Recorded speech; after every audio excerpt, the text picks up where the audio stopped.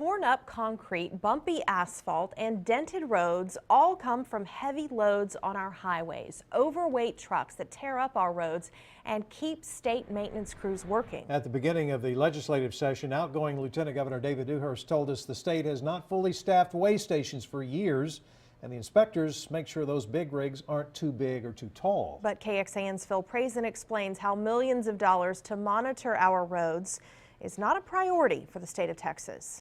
For all the talk about I-35 being crowded, Texas weigh stations sit empty. Signs lay on the ground and tell truckers to keep going. This weigh station for northbound traffic between San Marcos and Austin is closed down. It looks like it has been for a while. And the thing is, a lot of weigh stations around the state look exactly like this one. The weigh station on the other side going southbound, it looks different, right? Well, the lights are on, but the doors are locked and nobody's here.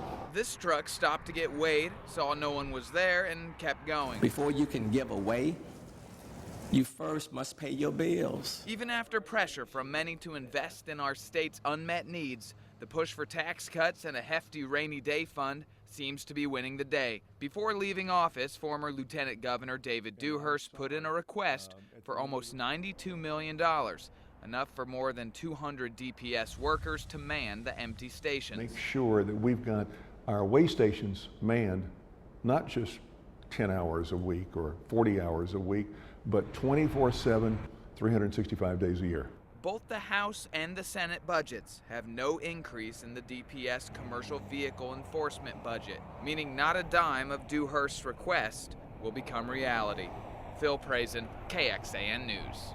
Both the budgets have almost $5 billion more for roads than TxDOT requested, but they say that's just enough to maintain our current road conditions.